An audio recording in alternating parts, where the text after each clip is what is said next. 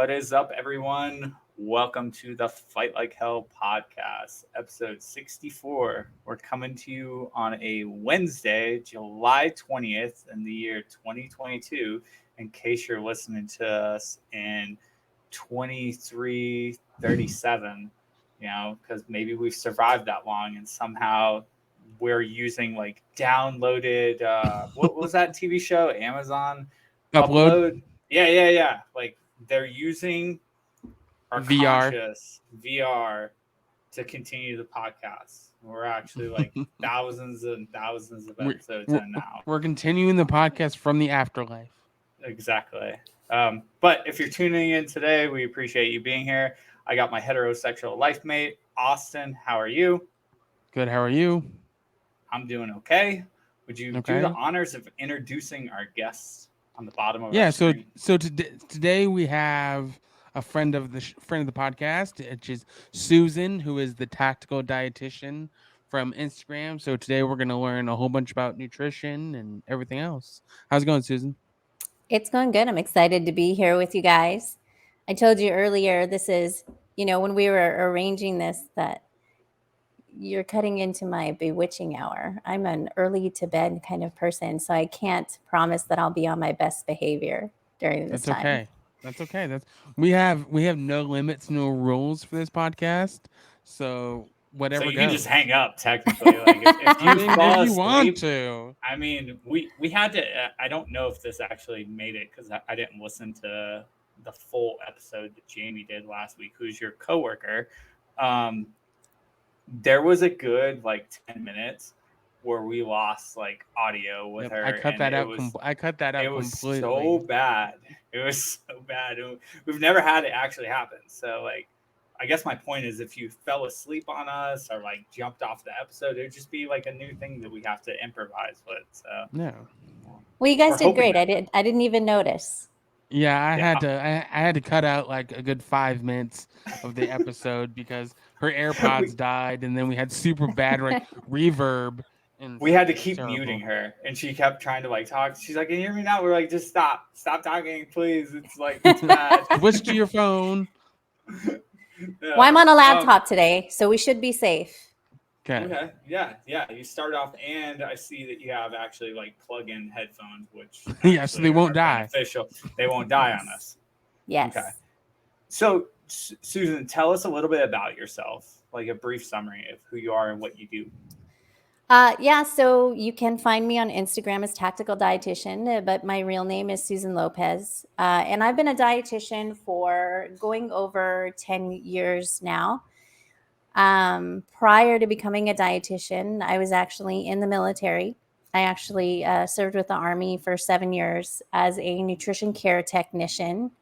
I'm not sure how far deep you guys want to get into that, but We'll get I into was, that more in a little bit. yeah. But when I left the military, decided I wanted to be a dietitian, got the opportunity to work in a lot of cool jobs, work for a lot of cool places, got to work with Wounded Warrior program a little bit. I got to work in fitness a little bit. I worked in the hospital for a little bit. I worked for a couple different municipalities for a little bit. And then currently I'm working alongside Jamie, who was on your last episode, with the Army as their performance dietitian embedded into a striker brigade unit up here in the Pacific Northwest. And then, of course, I run Tactical Dietitian in my downtime, where I work with pre-military athletes, so individuals who are trying to get into the military. I work with police, firefighters, first responders, just people from the tactical side of the house who want to do a really good job of improving their health, their performance, their nutrition, their lifestyles, that type of thing. Married, 2 kids, a dog, no white picket fence. And that's me pretty much in a nutshell. Okay. Yeah. And then so we'll get into all that because that's super interesting.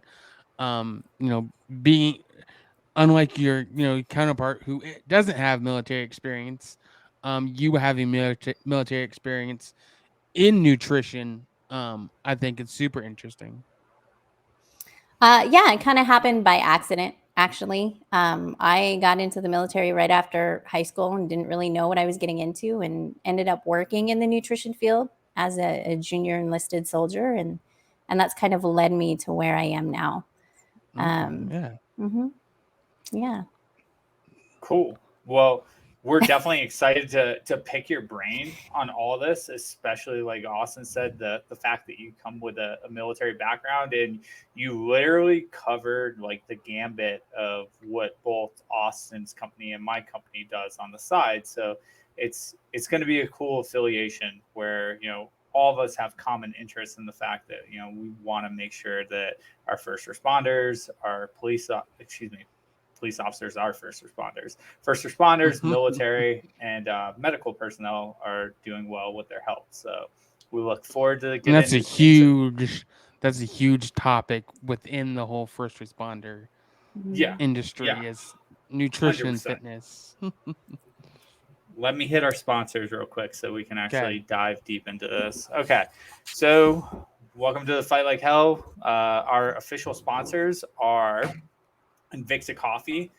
Invicta Coffee is a coffee company run here out of Arizona. They do proceeds of their sales go to mental health programs for veterans. They have a bunch of different cool flavors and robust tastes. Our favorite one is bourbon pecan. If you would like to save a little bit and get some excellent coffee from our boy Spencer at Invicta, go to invicta.com and use the promo code at checkout, Fight Like Hell, all one word, and you'll save a little bit on some coffee. Our next sponsor of the podcast is Patriot Cookies. They are a cookie company out of Florida run by prior service Marines Johnny Tack B Fit. Johnny B. Tack Fit. Yeah, whatever. I'm dyslexic. I have a lot of brain damage. Anyways, he's a sexy motherfucker down there that has a cookie company that's doing really He showed well. off a cookie. He showed off a cookie today that I was super. It's a peanut butter and jelly with cookie with Butterfinger on top, and it looked so good. Yeah. What about the freaking Fruity Pebbles one that he did the other day too? All of his cookies he makes look delicious. When are you actually going to use our promo code and buy some? Do you need to know what that promo code is? I'd say probably not for a long time. Would you like to know what that promo code is? No, I don't. Okay, well, our listeners might. So okay, go ahead and tell them. So if you go over to their website, patriotcookies.co. Patriotcookieco.com. Okay, that word. If you go there, it's in our description. Go there, use the code Fight Like Hell. You'll save 15% on some bomb-ass cookies. And yeah, let's get into the show. But yeah, I'm not gonna buy their cookies for a while because I'm trying to lose weight, not gain weight, Rob. And if I just buy their cookies, I'm just gonna eat them all in one sitting. I know. So and it's good that we have Susan on because like we talked about the fitness stuff the last time. Now we can talk about the nutrition stuff because you send me Snapchats all the time and I like rip your head off. And I'm like, dude, there's like so much fucking sugar in that. It's nothing but sugar, dude. So Austin's got a sweet tooth. And you don't? You have a worse sweet tooth than I do. What are you talking about? This motherfucker works. I feel like I'm in an episode of Throw Your Buddy Under the Bus right now. Oh, that's what we do. That's what we do all the time. Whenever I meet people, it's either I get like food confessions or people want to tell on their friends and be like, he's worse than me. Oh, that's just what we do all the time. That's just our daily banter. I mean, I'm drinking a twisted tea, which is loaded with sugar. And I'm drinking water. Oh my God. It's like it's 2010, twisted tea. I didn't even know that was still a thing. Yeah, it's not good for me, but I'll snap a workout after this. A workout, it's like 7:00 at night. So? Is there ever too late for a workout? Oh man, I guess not. We don't go to bed until like midnight, like 1 a.m. So see, it used to be that way for me, but now I'm like my body wakes up at like 4:30 in the morning, Mhm. And by the time like 7 o'clock rolls around, I'm ready to start winding down so I can get to sleep. Maybe it's my age.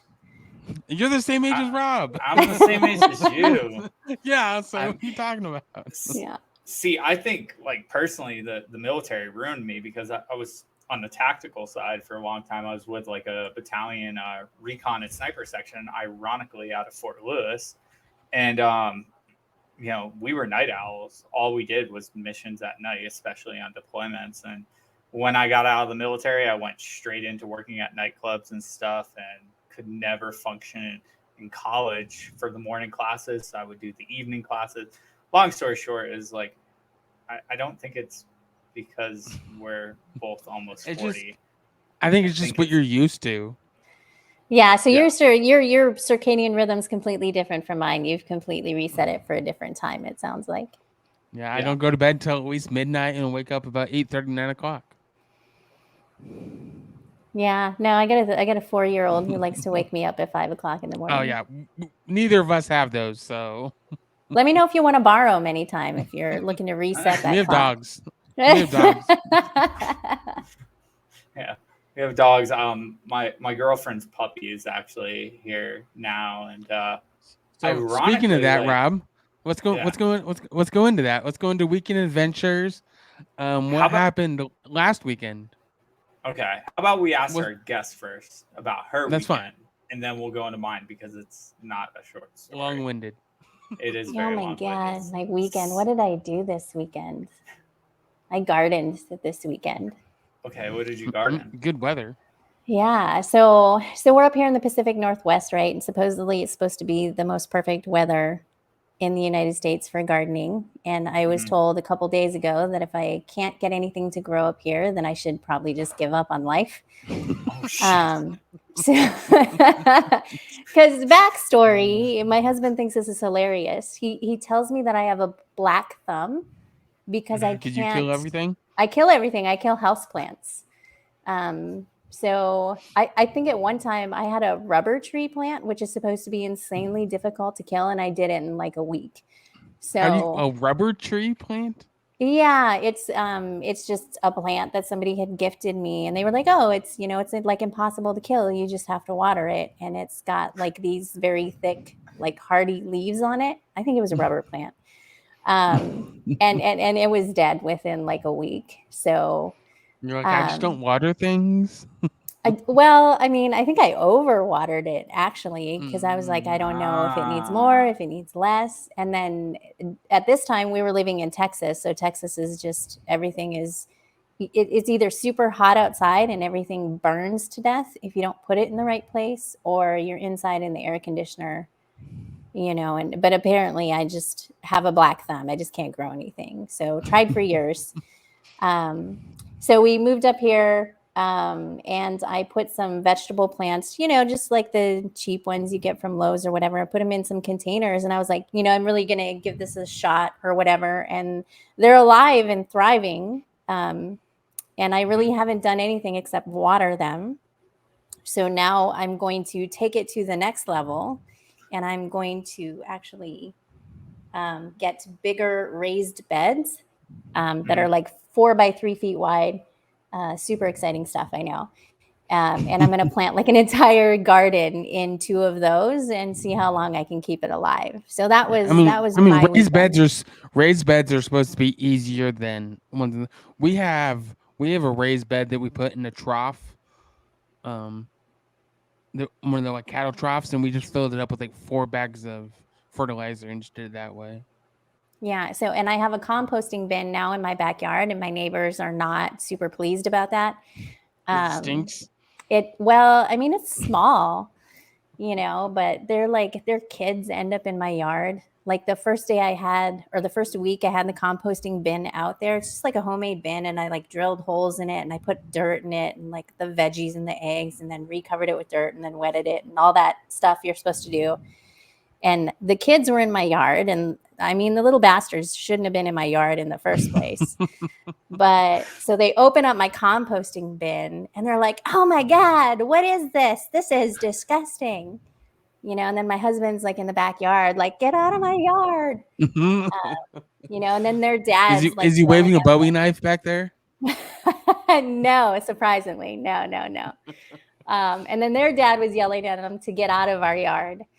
So that was kind of our excitement this weekend, and that's about it. Just doing home stuff. And so what's your husband do? I saw that he did special forces, right? So, well, he's actually in Ranger Regiment. So he is stationed up here at Fort Lewis. And second bat, fat bat. Yeah. So we've been up here for going on 3 years now. So yeah. And that's from Texas, right? Yes, he's originally from Houston. I'm originally from North Dakota, so I was born in North Dakota. Okay. Yeah, I'm a farm girl, and then way different environment. Yeah, so joined the military to kind of get out of my podunk town, which I love going back and visiting now. But when you're 16, 17 years old, you're like, I just want to get out of here. I feel that. Yeah, it's terrible. I mean, there were more cows than people at that time. Right. Yeah, it's grown a lot now, because there's a bunch of, they were drilling for oil up there for a long, long time. So it's a little bit more diverse now. The population's a little bit bigger. There's a few more amenities up in that area now. But I joined the military out of North Dakota, left North Dakota, kind of went around a little bit, did the military thing, and then ended up in Houston, and had been there for about 15 years before we came up here. So. Yeah, I like it. Houston's great. It's hot as hell. Yeah. Not a fan of that. That's where speaking of Houston, Rob. That's where my girlfriend just drove up from. She escaped the summer down there. So for her 40th and my 40th, since we're both in the same month, she decided she could work full remote. So she took her dog and got in the car and drove up to New Mexico to meet up with me in New Mexico. We celebrated her birthday last weekend. No, like 2 weekends ago, actually. Yeah, 2 weekends whenever ago, the 10th was. Yeah, we celebrated her birthday out in New Mexico. We got the dogs together. They played. They love each other. Yeah, she's been like looking at like temperatures and stuff down there with all her like friends and family, and it's absurdly hot down there right now. Yeah. So. We're not acclimated anymore at all. It's 85 degrees up here right now, and I'm sweating. So. Yeah. No, I get it. I really enjoyed summers up there. That's definitely one of my favorite places for summers. I was telling Jamie last episode that like you guys have good summers, but the rest of the year sucks. Yeah, nothing but rain. Yeah. Winter was really bad this year.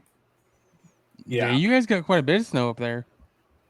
Well, it's not really so in the area we're in, it doesn't snow really a lot. I feel like the last 3 years we got quite a bit of snow, to the point where like you could go out and play in it and build snowmen and stuff like that. But like where I'm from in North Dakota, like what we got up here, is not snow. Oh, it's a joke in comparison. Yeah, not even close. Yeah, like they get like a couple inches and freaking what is it, I-5 over there? Just like there's wrecks everywhere. Down. And no one can shuts fucking down. drive. And they're like, oh my god, we gotta close the schools. We gotta close everything. It's like 2 inches of snow, and it melts like the next day. Yeah, and then you go to the East Coast and they have 4 feet of snow, and they're like, "Yep, we're going to school today." Yeah, exactly. Yeah, and that's how it was growing up, right? We'd have like blizzards outside and like 6 feet of snow. Oh yeah, especially up there. Yeah, okay. Yeah, it was like a scene from A Christmas Story. You get in your snowsuit, you're so huffy, you can't put your arms. So are you out of like the Tacoma area then? Yeah, like so in your city. Yeah. Like are Yeah, so we were right across the installation. So I was stationed here my last year in the military, and I remember what a shit show I-5 was. So when I found out that we were going to be moving up here, I was like, how close could I possibly live to base without living on base? So we were living in DuPont, which if you're familiar with the area, is literally right outside the gate. Yeah, we are no longer living in DuPont. We made the decision to move on to the installation a couple months ago. Sweet. Okay. Yeah, so we you are live on base now. Yeah, so we're on base now. Yeah. Is that good or bad? So you don't have to deal with I-5 at least. Right. That's what I was asking. I was like, you said you wanted to move closer. So you yeah, moved I in. mean, it's not bad, right? They've redone. So military housing went private. Like I think it was something like a few years ago, 10 years ago, something like that. Oh, really? Right. So I don't know if you guys remember what housing was like back in the day, like in the early 2000s, Nightmare. Oh my God, insane, right? Yeah. And then up here it was really bad because there was like mold and like they were finding all kinds of shit inside the walls. And even when I lived here back in 2007, I lived on the installation and it was not great. And most people were trying to get off. Since then, they have a company that runs all their housing, and they've actually renovated a lot of the housing up here. So, like, I have an air conditioner, and most of the houses off post don't have an air conditioner. Yeah, no shit. They're like everything's kind of brand new. Like I get into a brand new unit, so nobody's lived here since it's been renovated. So it's actually really great, right? It's just like there's just when you're used to living in like neighborhoods that have like rules, and then you move into a neighborhood that like there's rules, but nobody really follows the rules. No one cares. Like okay, so like there's this one thing that happens that's super, super petty, but like it drives me bananas. So, like when you live in a nice neighborhood and you have a HOA or whatever, and you're in a home, like on trash day, you wheel your trash cans down to the curb. Right. And then after trash day, you wheel your trash cans back up to your house so that the street looks neat. These motherfuckers leave their trash cans in the middle of the street and never take them back up to their house. Ever. I mean, I do the same thing. Look, that's that's the equivalent. I also live in a little tiny town that's like country. So it's not like I live in like a cul-de-sac. Like to me, that's like the equivalent of like the person who like leaves their shopping cart like right next to somebody's parked car. So like if a strong gust of wind comes along, you know it's going to hit that car, right? Yeah. So like I can smell people's trash. Yeah, that's me, apparently. Like they walk out of their house and they take their trash to the trash can, but they just don't ever wheel it back up to the house. So that's like my pet peeve right now. That's me. Way to go, Austin. I know. We're gonna lose our guest right off the beginning. I'm not even 24 minutes in. She's like, I hate his co-host. My neighbors are probably gonna listen and they're gonna be like, God, this chick is a bitch. No.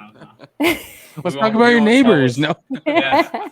We won't dox you. We won't tell them where you're actually at. We just know you're on one of the bases. JBLM is huge, so like I'm totally on the McCord side. Yeah, of course, because like your husband's a ranger, so he just commutes every day.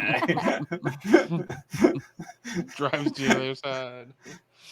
Yeah. I guess I should probably finish like Yeah. So let's go back into Weekend Adventures, Rob. And talk about what happened to your mullet. You look different. Yeah. So after breaking my ankle and everything and doing like all the recovery and stuff, my hair was getting kind of long and crazy.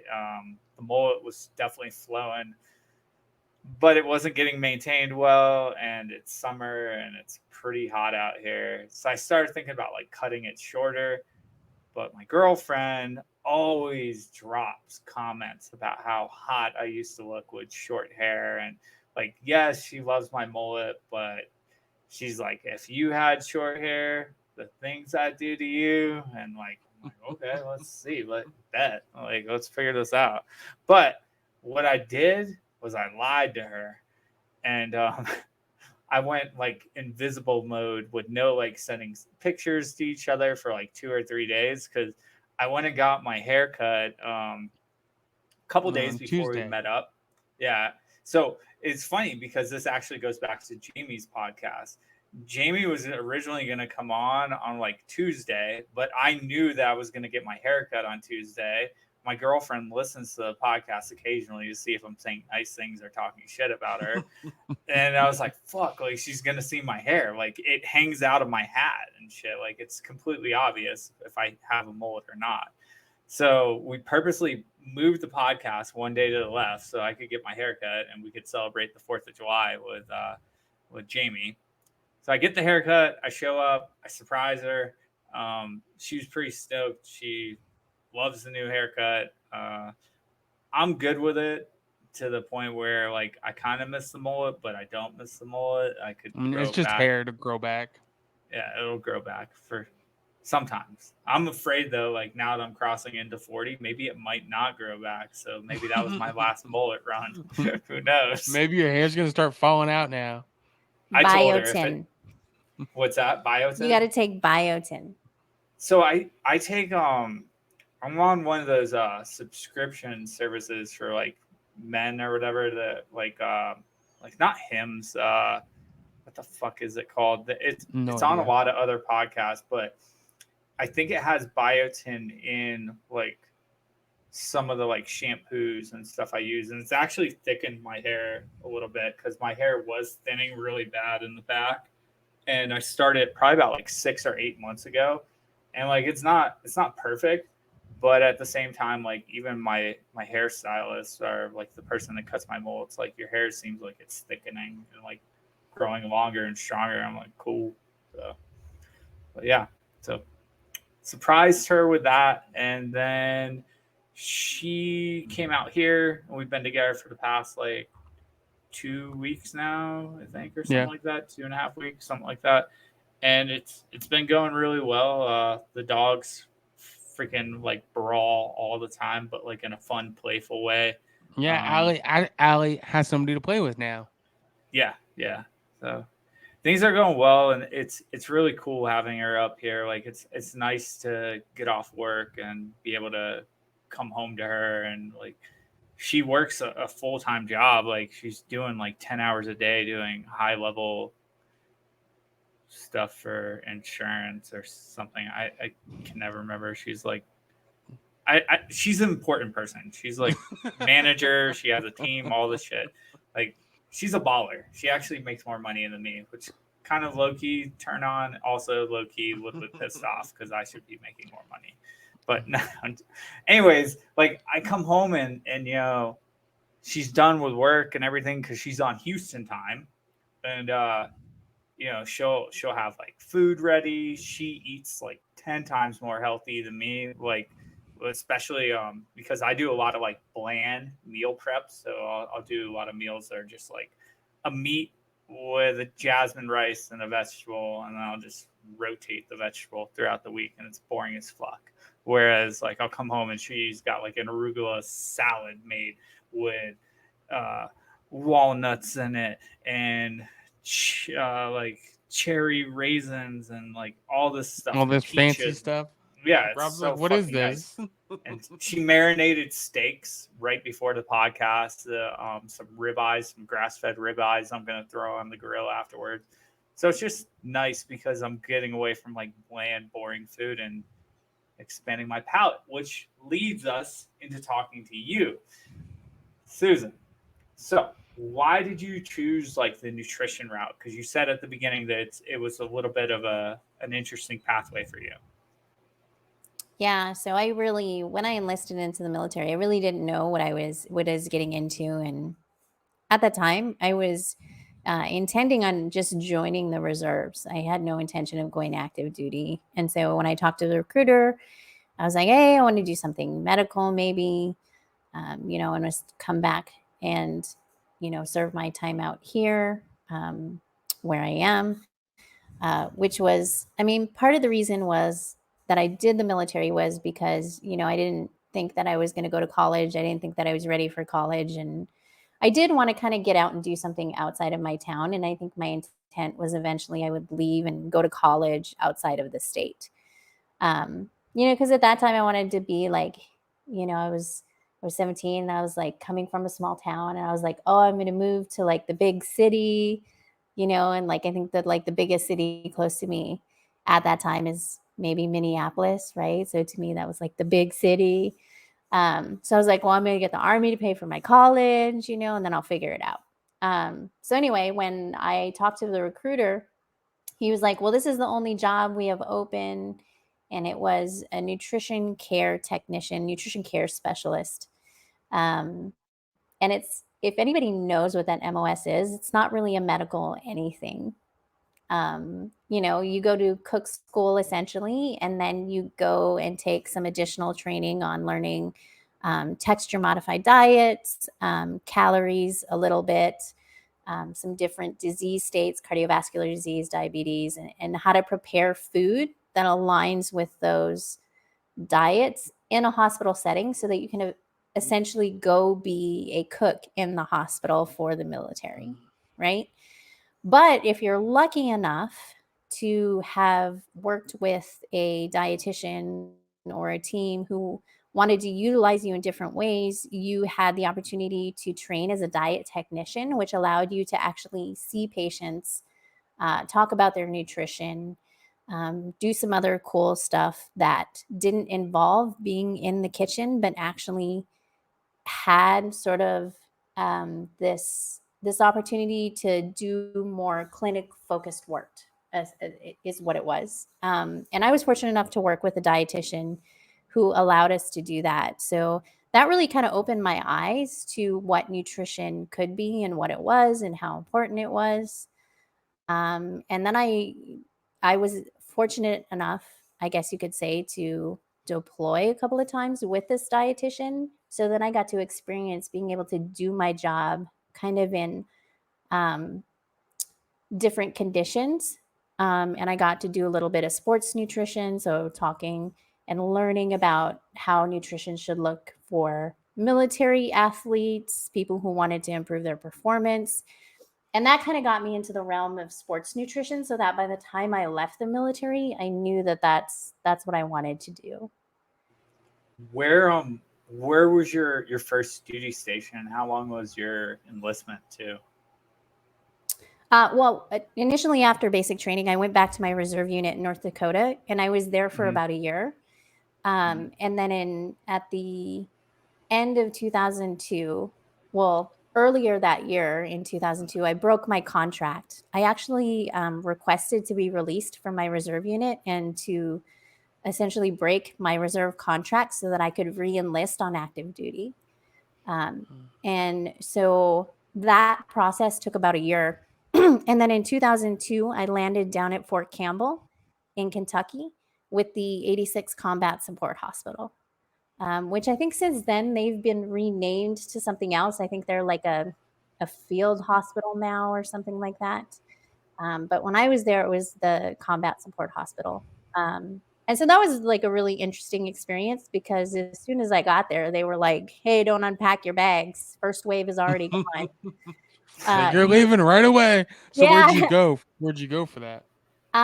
So that was end of 2002. And I know I'm probably going to mess up these names. I do it all the time. But obviously, the surge hadn't started yet. So we flew into Kuwait, and we were initially at Camp Udari.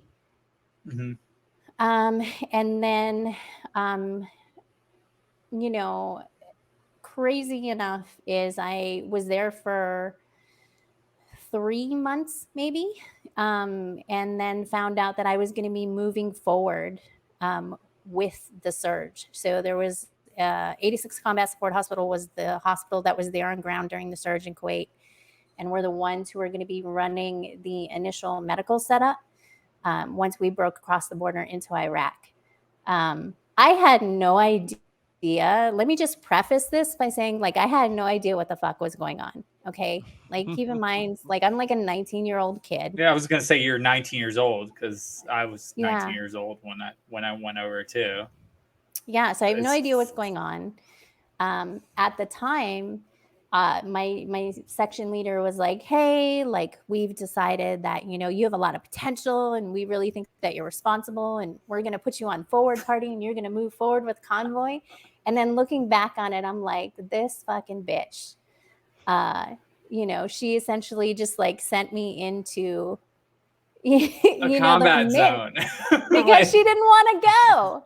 exactly. You know, because she was like kind of buddy with like some of the other junior enlisted soldiers that were there, you know, and they had a rapport, right? And I'm like the new girl. But looking back on it, I'm like, oh, I totally see what happened. But it was really like an amazing experience. Like it was, you know, again, you know, at that time I didn't really understand the gravity of what was happening around me. Looking back on it, I, you know, and people are always like, you know, I really do, you know, nothing crazy happened to me. Like I never, you know, fired my weapon or got fired upon or anything like that. You know, I had a few mortars dropped in my camp, No. right? You gotta change that story. You gotta change that story. You know why? You're like, I was shot 9 times. No. Just hear me out. Because I've been one like time. brainstorming this. I've been brainstorming this because I know the age of your husband. So like, you should just like remind your husband occasionally that you were out there defending his freedom overseas. While he was deployed, banging while he was chicks back still. home. No. We don't say it that way. We just say, he was like he was a freshman or like a sophomore. He was still in high school while you're out there fighting for our country, defending your freedom. Exactly. You owe me so much. Yeah. You better thank me for my service. Yes, exactly. For the rest of your life. Yeah, I want to hear it every day when I wake up. But I mean, like, it was like I consider myself fortunate to you know, have been a part of a major piece of history, right? Oh yeah. You know, and like I said at the time, the gravity of the situation was really lost on me. But looking back on it now and kind of trying to just put the pieces back together in my memory, I'm just like, you know, that's an experience that I know really shaped my career moving forward and really kind of shaped sort of just the way that I see the world. Because I'm going to tell you right now, before I joined the military, I was like a spoiled little brat, right? You know, so I got a full dose of reality, you know, during my time in the military, just because of, you know, everything that was happening. So, you know, it's fortunate, unfortunate, however you want to see it. Okay, the question I have is, I guess, what was your favorite part of being in? Oh, my favorite part of being in. It's like none of it. That's why I got Oh man. Well, right. Like it's a love-hate relationship, right? Oh yeah.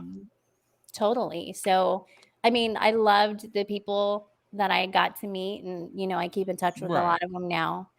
But I also had a lot of really bad experiences. Had some bad leadership, had some good leadership.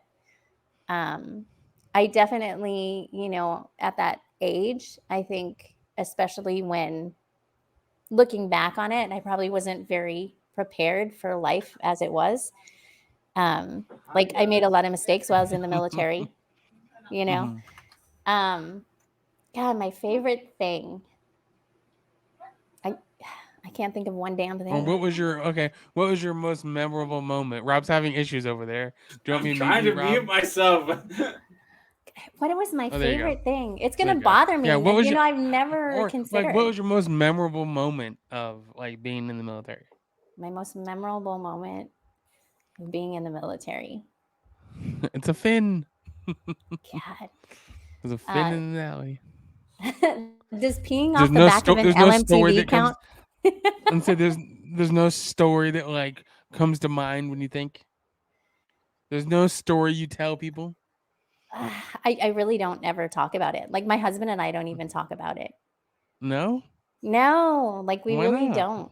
Because it's weird. Like I very rarely talk about my time in service. One, because I don't think necessarily that there's anything really exceptional, you know, about it. And I I don't know. I've just never really talked about it. And really, with my husband being active duty now, like it doesn't even really come up. Like he's, like he would definitely listen to me talk about it if I wanted to, but it's just not Right. something, that When I it's talk completely about. different now versus 10 years ago when you were in.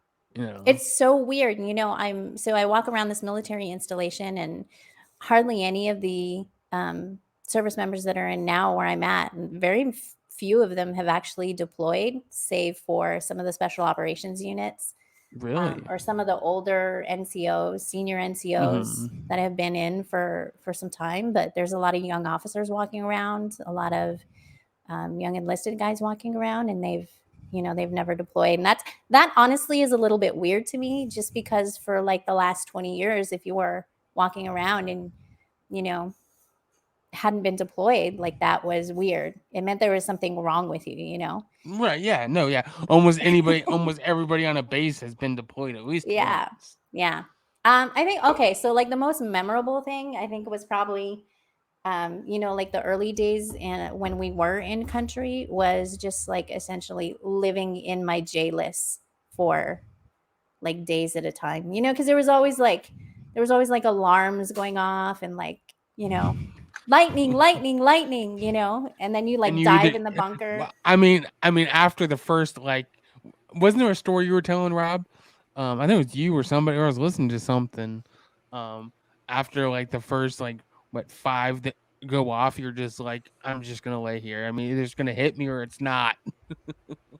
Yeah, I've Yeah. fallen asleep in my J list. I don't know how many times. So Yeah, Oh, yeah. I mean, because you hear them, you're gonna hear 100, but it's like, look, every time one goes off, I'm not gonna gather my things and run out for the 1% chance that it's gonna happen. I'm just, if it happens, it happens. yeah. Well, it's just wearing like the mop suit stuff though, like in the middle of summer, it's fucking horrible. Especially when it's Like, 120 degrees outside. I like 144 it got to oh one yeah, time. oh yeah, especially down south. My God. Yeah, Yeah, those aren't the fond moments of the deployments. Those are not the favorites. But yeah. Waking up with like sand everywhere. I think my deployments probably are the most memorable thing. Yeah.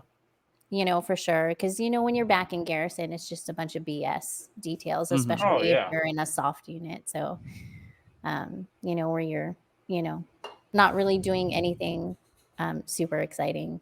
It's Yeah, just but like, I think like you said, I mean, everybody can, the best thing about being in the military is the brotherhood or the sisterhood or whatever, is the camaraderie between everybody. she's a And sister, that's so you have to that's why I say said sister. sisterhood too. Okay, Yeah, I said that too. Okay. BPC, like our listeners. No, Fucking only wrong with brotherhood. you. Okay. yeah. But no, We're all just like here, right? yeah, just the camaraderie between everybody, and that's what a lot of like veterans miss when they get out, is Mhm. that camaraderie, that sense of belonging. Yeah, and I What? still, there's, I appreciate that, I can get one of my buddies, call me up.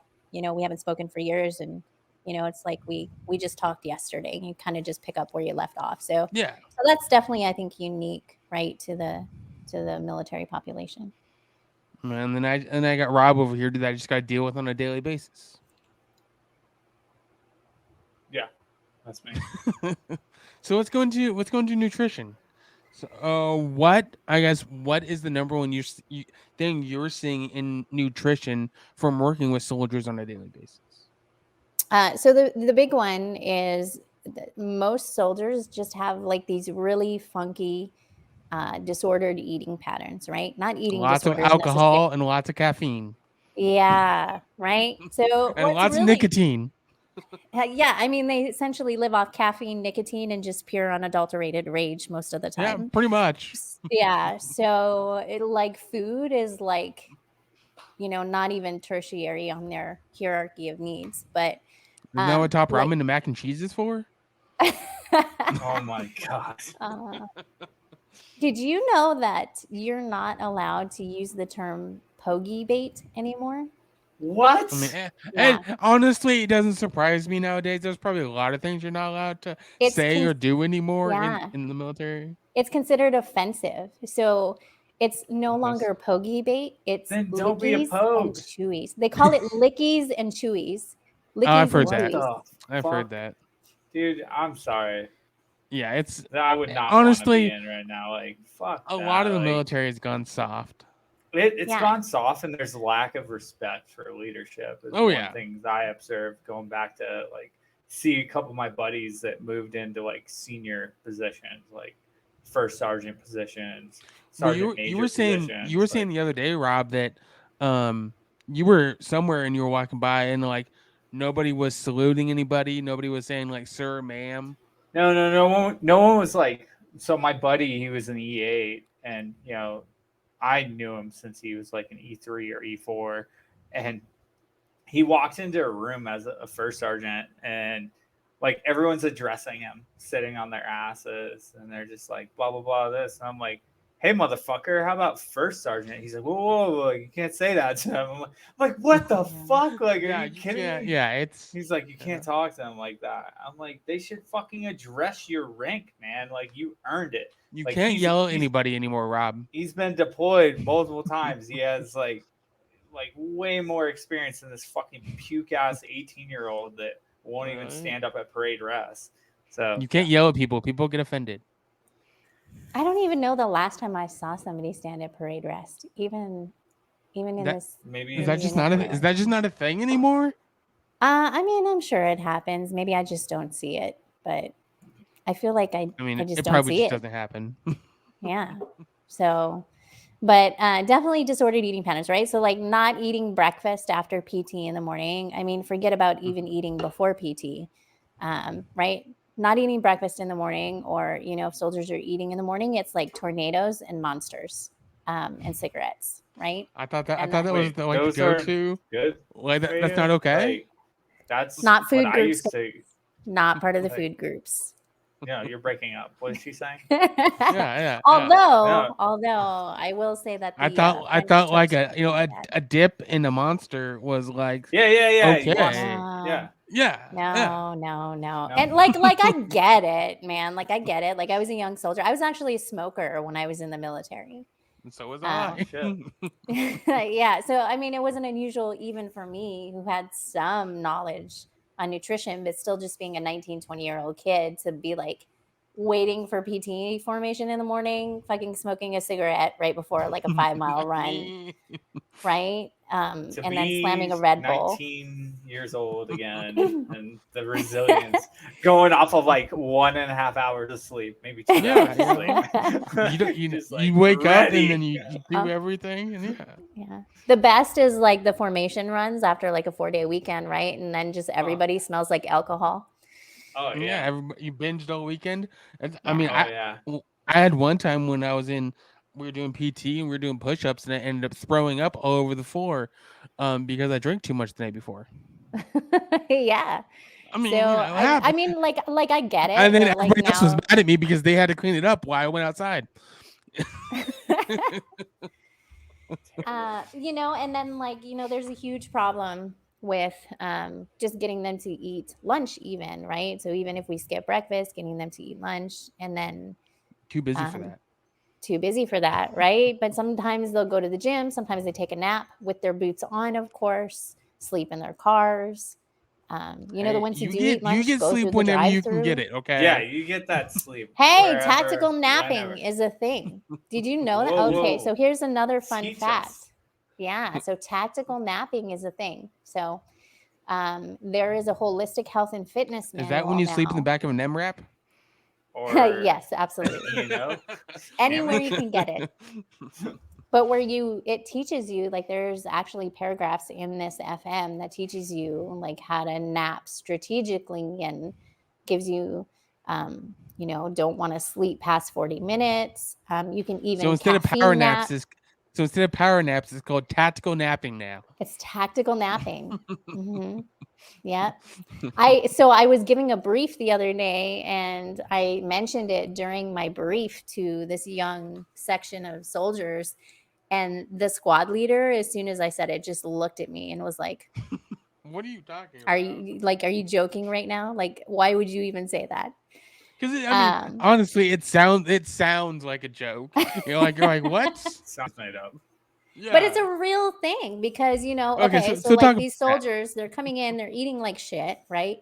And they're coming from backgrounds where they don't do anything, right? Like as kids growing up, we like rode our bikes all over the neighborhood. We played summer Now we sports. just sit in our cars and scroll through our phones.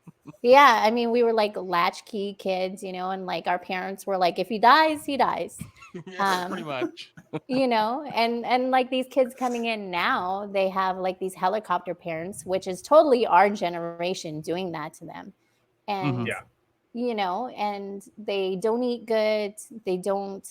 Some of these kids have never touched a weight in their life. So they come into basic and they come into the unit and they don't know how to maneuver around a barbell properly. So their bone density is garbage. Nobody fucking drinks milk anymore. Right? I drink milk every day. I drink Fairlife. Does that count? That totally counts, right? At least it's got calcium in it. So these kids are coming in weak, already have weak bones, don't have any muscle tone to them, and they have really poor eating habits, and it makes for this huge problem within the military. And so you have the military spending crazy amounts of money on trying to rehab these kids and injuries and medical separations and whatnot. So my job, is to make sure that they have an understanding of how to take care of themselves, because they haven't gotten that in their life, and they don't know how to eat, and they don't understand that what you eat dictates what happens, how you perform, but just like your longevity, like your overall quality of life. Even your mental health is affected by what you eat or what you don't eat. Yeah. So So something I want to bring up is, what are your thoughts on nicotine? I mean, I saw that. So I just saw Rob pop a nicotine pouch. So I want to get your thoughts. I want to get it's on pouches like it. I'll tell you what I have to defend on this, but go ahead. I want to get your thoughts. What are your thoughts on nicotine pouches, Susan? I mean, they're not good, right? Like any form of nicotine is going to increase your risk for almost every chronic disease there is. You have a higher risk of angina, just experiencing chest pain if you're a habitual nicotine user. There's not a lot of benefits to it, especially just depending on the type of nicotine that you're using, because it's usually not just tobacco or pure nicotine that you're getting. Sometimes can be a lot of other chemical additives to that stuff, natural flavorings, and whatnot, that can be problematic as well. So not a fan. What's your defense, Rob? So probably about a year ago, we brought up this topic, and I had Austin double check me on this. I googled but there was a fighter who had gone on Joe Rogan and said he got addicted to nicotine pouches, non-tobacco, while he was during lockdowns or whatever. And he was getting ready to get off them, and he did some research and found out that that it actually helps people with like CTE, TBI, any type of like concussion syndromes, just because of the fact that it actually opens up the pathways that have been damaged to the brain from impact, and it increases stimulation in that area to allow people that have like TBI histories to actually be able to have better cognitive function and articulate themselves a little bit better, and just like kind of get like that amped up mode where they're on nicotine. So I thought it was crazy. I went and Googled it, found stuff that supported that. And Austin's like my number one Googler, and he does a lot of Google work for me, especially. He's like my what do I call you? My exec assist for SOS. Yeah. Executive assistant. Yeah. So he researched it, same thing. And then I even talked to Jamie about it, and I was like, hey, like, you find a bunch of things that support against it, like I'm down to quit. And my girlfriend's been wanting me to quit too. So like if you have like evidence against this that like it's gonna kill me and it's not helping me, I'll quit. It'll suck, but like I'll quit. Like I would rather occasionally drink alcohol, I guess.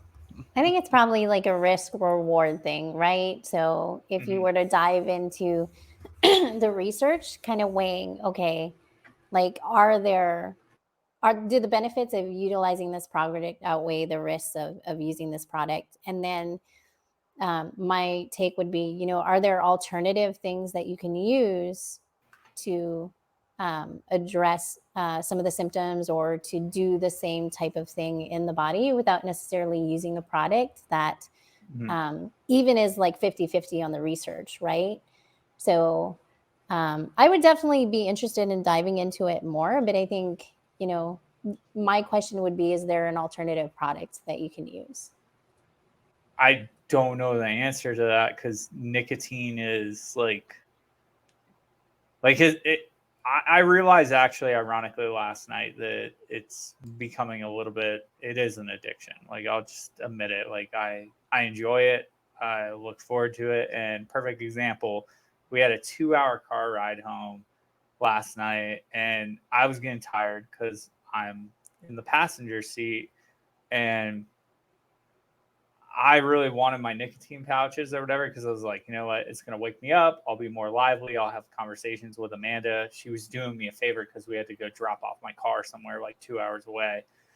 And I became irritable. I was not exactly on my best behavior. And like part of it, I think, stemmed off the fact that I wanted that and it would help me like have a conversation with my girlfriend. And then she's kind of looking at it from the essence of like, hey, like, is this stuff even good for you? Like, you know, like what's the long term look like? So if I can find like that evidence or an alternative, like you're saying, that's not exactly like the energy drink route or something like that, because I know those are fucking terrible. So what? Actually, I actually want to talk about that because you've made a couple posts about caffeine. So I wanted to dive into that and get your thoughts on the whole caffeine. Can you bring up her situation. page too, please, Austin, while she talks? The energy drinks, well, I mean, in the military, it's essentially a cultural norm. It's now. water, right? Yeah. So, you know, I mean, when I was coming up, Red Bull had just started being a thing. And now there are so many different types and brands of energy drinks. It's just insane. And these companies specifically target military age males, right? And a few of them have even come under fire for targeting adolescents. So young teenagers I mean, and kids and stuff. because that's what a lot of kids want. They want the energy drinks. That's a huge market is 17, 18-year-olds. Yeah. And I don't think, and I personally don't have anything, like I'm not super against energy drinks. In fact, it's not unusual for me to occasionally drink an energy drink. However, like I'm very aware of how that type of caffeine affects me. Interestingly, like if you look at the research though, you know, there's no, and if somebody out there is listening and they are more, you know, well versed in this than I am, or they've read something different than I've read, by all means, I'm always happy to have a conversation about it. But in some of the research that I've read, there's really no difference in the effects that you experience from the caffeine in energy drinks versus the caffeine that you get from coffee. Now, coffee has higher antioxidant properties to it. And in some of the studies, which is pure coffee drinkers tend to live longer lives. But they're really, when you deep dive into some of the research, it's really just the amount of caffeine that's contained within a lot of these energy drinks. And then each individual person is going to have sort of their own tolerance for caffeine and also for the different things that they put in those energy drinks, the taurine and whatnot. So right, because it's not the caffeine that's bad, it's everything else that's in those that's bad for you. yeah, especially if you're taking in you know, one that contains a lot of sugar, right? If you're taking in 400, 500 extra calories worth of sugar on a daily basis, that's going to lead to some pretty serious issues, not only with blood sugar, but just with systemic inflammation and weight management as well, too. So I personally don't have anything against energy drinks. Typically, if somebody asks me if, one is better than the other, I'm going to say, well, if you really feel like you need to partake in energy drinks, then do the ones that don't have any sugar in them, first of all, especially because a lot of military service members are, dealing with challenges with maintaining a good body fat percentage. Excuse me. And then it's also just about how many times you're taking in an energy drink, right? Because on average, some of the guys that come into my office are taking in 3, 4. Yeah, at least 2 a day. And then they're like, I sleep like shit. I don't know why I can't wonder get to sleep why. at night. And they're like, oh, and I also take pre-workout at 6 o'clock at night. And I'm like, seriously? You're having what, like 1,000 milligrams caffeine a day? Yeah, like the internet exists. Like you've never Googled why can't I sleep? Because I mean, as soon as you do that, is there such thing as too much caffeine? Yeah, right. So like you'll never hear me say, no, you shouldn't do something. No, that's terrible for you. You need to stop immediately.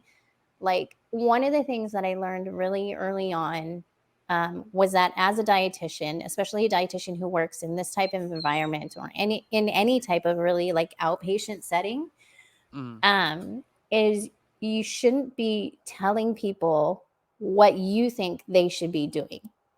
Right. Especially in the military community, because we're all hard-headed and don't want to listen. Yeah, exactly. And I see it all the time with people who work in my field and that I work alongside, and they feel like this need to be like, I need you to stop what you're doing and do it my way because I'm the expert, because I have a million years of school and they're gonna laugh at you and go do whatever the fuck they want. Yeah, and I have all these letters after my name. No one gives a fuck, dude. No one cares. No one cares, right? So when somebody comes to me and they're like, what's good, what's bad, should I be doing this? I'm like, well, why are you doing it, and what are you trying to get out of it, and how is it helping you, and how is it not helping you, right? That should be the question that people are asking, because if you're managing your caffeine intake appropriately and you're aware of the effect that it's having on you, then as an adult, just like with everything else, you should be able to make the decision about what's best for you, right? Now, young soldiers, are they always going to make the decision about what's best for them? No. But I'm not your mom. Like, the only thing I can do is educate you, hope that you respect me enough to listen to some of the things that I have to say, and then hopefully at some point, do the things that are gonna benefit you, right? So I say all that to say that energy drinks, I don't have a problem with them as long as they're used smartly and responsibly, right? Because I think as long as you're not drinking 2 to 3 a day, you're good. Yeah, like on a Friday or Saturday, like sometimes I don't want to drink coffee in the morning. Sometimes I'm like, hey babe, we run to the store and grab me an energy drink, right? Like a Monster. What's your preferred energy drink? Yeah. That's what we're aiming for. What are some of your top picks? What are your preferred ones? So I will, if I'm looking just for an energy drink, because I just want to like sip on it and like drink it like it's a soda. I'll drink like a Monster Ultra, or I might occasionally have a Reign. And I only drink the mangoes. If I'm going to do something more like I'm going to have something that has caffeine in it and I have intent behind it, then like I have like 10 cases of Echelon in my garage, We just tried those recently. Just started actually. doing that. We just tried those. Okay. I want to disclaimer. Okay. Just so everybody knows, like Echelon is not an energy drink. Okay. And it's not for the weak. Oh my God. Like, it's not an energy drink. Then what is it? It's a pre-workout. So it's a pre-workout. Like the ingredients that are in an Echelon are specifically in there to help enhance your performance during training and to give you like kind of that performance edge. Right. energy drinks, like the ones that you just kind of sip on throughout the day, they are what they are. There's not really ever anything like potent enough in there. Like you're never gonna find like a full gram of beta alanine in Mhm. like Right. a I mean, yeah. I mean, Bang or a yeah. Monster. I mean, your energy drinks aren't gonna have Mhm. the same ingredients as a pre-workout. Yeah. So I mean, Echelon is pure pre-workout, right? So that one I have to use with caution because I'm super caffeine sensitive, and then you add the beta alanine in there, and I'm just Itchiness and everywhere. it's spicy, right? It is. They are. But I mean, the spiciness is good for you. Mm-hmm. It's thermogenic, right? Yeah, Yeah. thermogenics. Yeah. Yeah, it is actually. So, so I like again, like I don't mind energy drinks. Pre-workout, even though I've used pre-workout in the past, I don't touch it now. It's been several years since I've used pre-workout. I'm just not a Mhm. fan of the like when soldiers are like pre-scooping, other than the Dry echelon that scoop. I've had, like they dry scoop it and then they're like, Rob. oh, it's fine. I chased it with water. And I'm like, Rob. that's no. Rob does that. Never.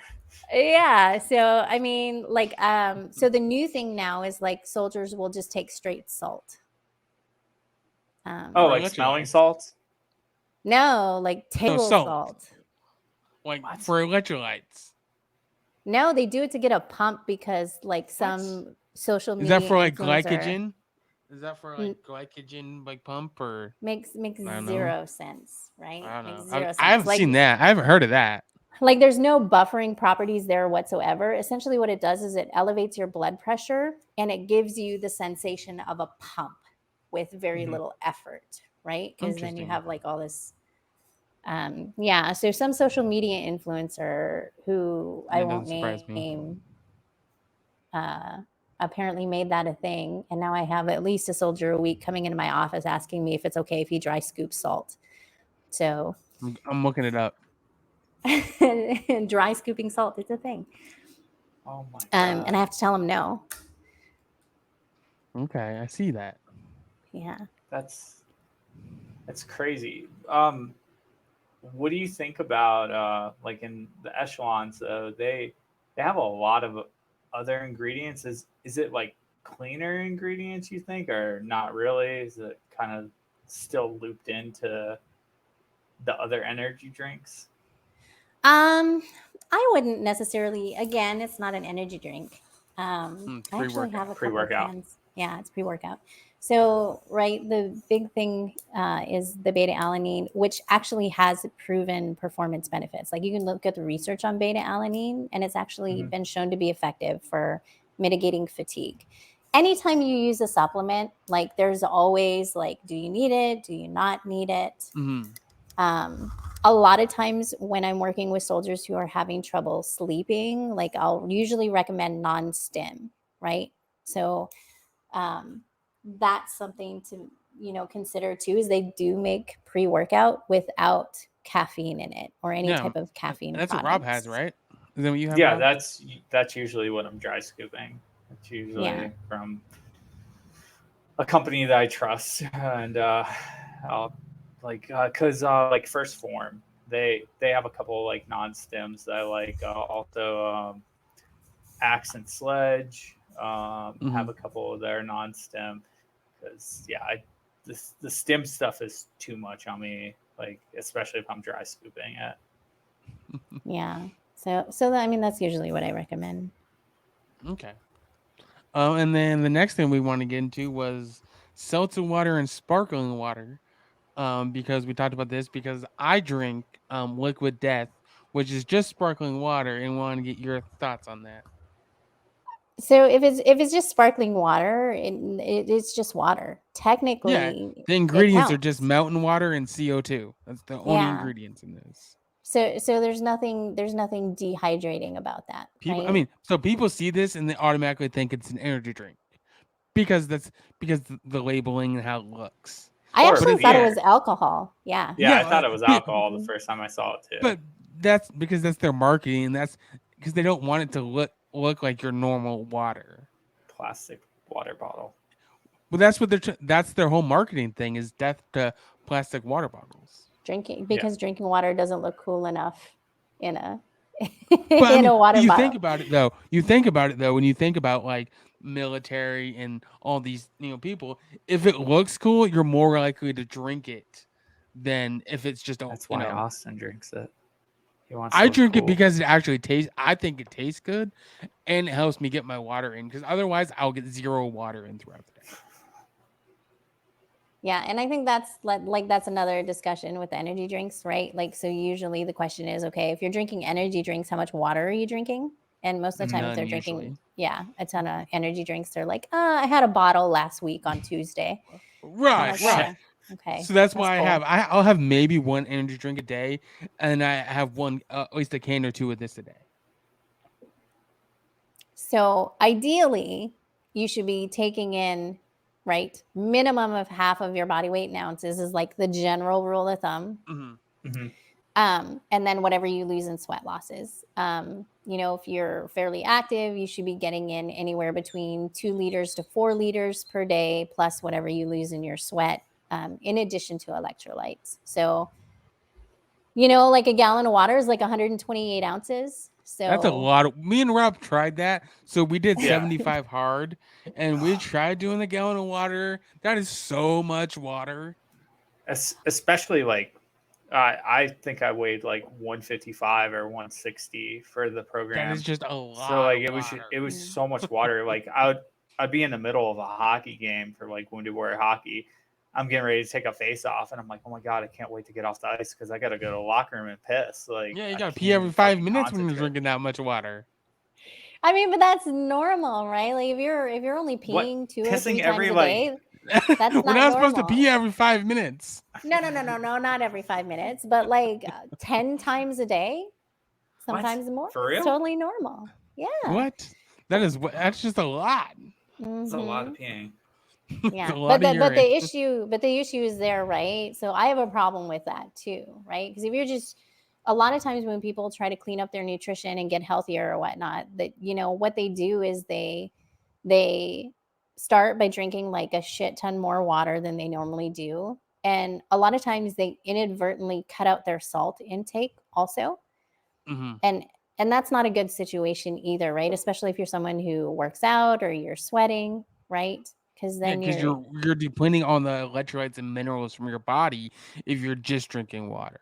Yeah, and I've actually seen people put in the hospital for that reason. So, like especially people who do like keto diets, or again who are doing like intermittent fasting, and then their calorie intake goes down, their electrolyte intake goes down, but then their water intake goes up, right? So you have to be really careful with that.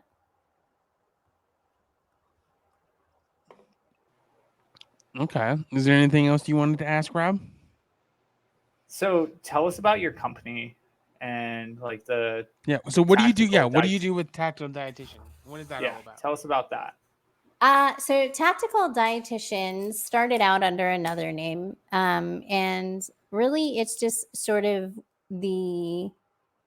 what came out of my desire to be in private practice. I've always wanted to be in private practice. Even before I left out of school, my intent was to do private practice specifically for sports and performance.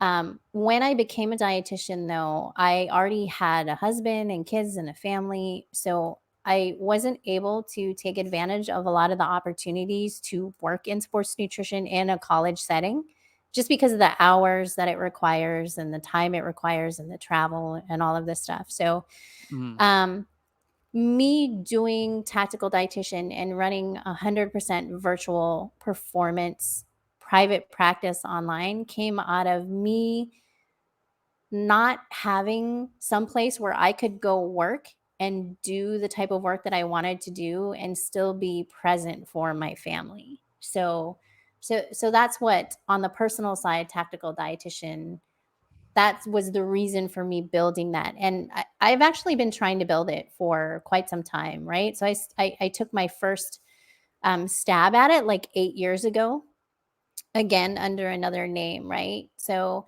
everything that you kind of see now has been been born out of that. So it definitely didn't happen overnight, because I've always also worked a regular job. Mhm. Because I also am a very social person. So not being able to have kind of like that day-to-day interaction and just working out of my cave, like, would not necessarily be fulfilling for me. Um but one of the reasons that I geared tactical dietitian to the tactical population, and one of the reasons that I teach the way that I teach, is because I got tired of hearing my friends and just people that I would come into contact, especially the veteran community, the military community, talk about how they just didn't feel like they were ever getting any value from the things that they were learning from dietitians when they would go see them, right? Mhm. Um, and so when I teach nutrition, I try to teach it in a different way. And like, when you come talk to me, it's not going to be like a, hey, you need to eat your vegetables and get more fiber kind of discussion, right? It's a little bit more performance based. It's a little bit more, what is it that you actually want to do, right? I'm not here to tell you that you should eat your vegetables. Like, you're an adult, right? Everybody I knows that they need you should to eat eat their 5 fucking pounds of vegetables. broccoli a day. But my people were coming to me and they were like, I want, like, to understand nutrition. Like, I want to understand, like, what these macronutrients are doing to my body. Like, I want you to actually teach me, like, how much I should be eating, and how that's going to benefit me if I want to do, some cool guy stuff or whatever. um Mhm. and so that's kind of the way that I teach. And so the goal there being, to service sort of the tactical community in a way that's valuable, in a way that I don't feel like they've always gotten. And that is, to me, is super fulfilling. So when I have someone come back to me and tell me that, like, they really appreciated that I didn't just give them some bullshit answer, about nutrition, and they really felt like they've been able to enhance their life just learning, simple things, um, about, how to fuel properly. Um, so I know this is like a super cliche answer, but like, it is super fulfilling when somebody feels like I actually gave them something of value. Right, no, completely understand that. I mean, just from our point of view, I mean, I understand it completely. Like, you get huge satisfaction when someone comes to you and say, "Hey, I took what you said and it worked," or I took what you said and it actually helped. I actually understood what you said, and not just you're not just blowing smoke in my ass. Yeah. And then, we kind of talked earlier about, just like nutrition and the mental health aspect. And it's crazy. Like, a lot of times when soldiers come to me and they have these terrible eating patterns, and then all we do is make a few changes, get them eating, a few more calories throughout the day. And, you see these young kids, their whole life changes, like, in a very short time period. Nutrition isn't going to be the thing that causes mental health issues, but it can definitely exacerbate things like depression, um, anxiety. A lot of times when people are feeling demotivated or just fatigued, or just like life is beating them down, if it's a nutrition issue where they're not getting enough energy throughout the day from the foods that they're taking in, that can be sometimes part of the root cause of those problems in individuals who aren't experiencing, severe depressive symptoms, or kind of those things, right?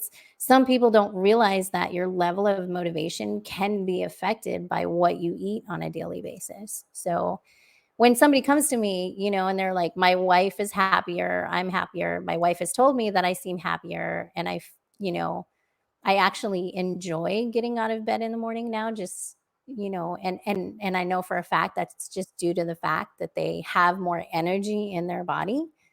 Like, that is personally fulfilling for me again, but also, I've made a difference in that person's life, right? Mm. So that's kind of what I get out of it, and why I do what I do, not only in my day job, but just on the outside as well. Okay, and then what would be like your number one tip to anybody for nutrition? Number one tip.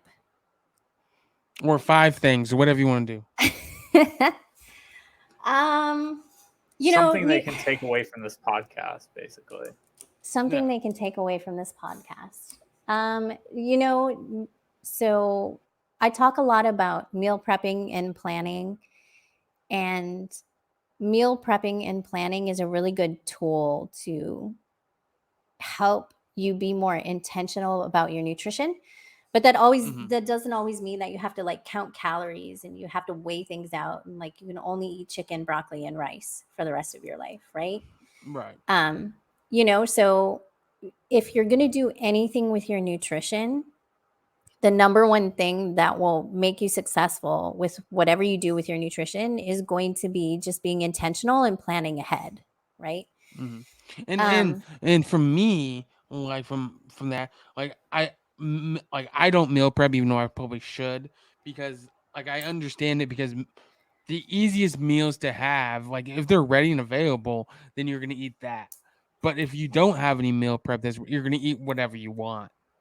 Yeah, absolutely. Like you're gonna eat whatever's easiest. Yeah, whatever you see on the side of the road on the way home, right? Yeah, but if you have food at home that's pre-prepared and ready for you, all you have to do is heat it up, and you're gonna eat that because it's there. Yeah, absolutely. And meal prep doesn't have to be boring. Like I have guys who eat waffles, they eat pancakes, are part of their meal plans, homemade burgers. Like it doesn't have to be boring at all, but you should all always you eat is know. Chicken and rice. Just chicken and rice. Plain chicken and plain rice for the rest of your life. Ew. I can't even. I don't even eat broccoli anymore just because I'm so burnt out on it. Because I think we all went through that phase where we were like, I can only eat this. So I don't even do it. That's a lot of like nutrition and diets are like, I'm only gonna eat this, and eat this bland, like Rob does. He eats bland food because one, it's easy. He doesn't want to take the time to make these super extravagant meals. Oh, Rob. Yeah, I'm not about that life either. But good meals don't have to take forever. Yeah. No, I love, bad food too. And the way I've always looked at it, especially before the ankle injury, on average, at least every other day, I was burning about like 1,200 to 1,400 calories with my HIIT workouts, hockey practice, going to games, traveling. And I would basically earn that like McDonald's or whatever shitty food I wanted to have, or that pizza, by, I'll make 4 or 5 meals for my week that are boring, easy, and nutritious.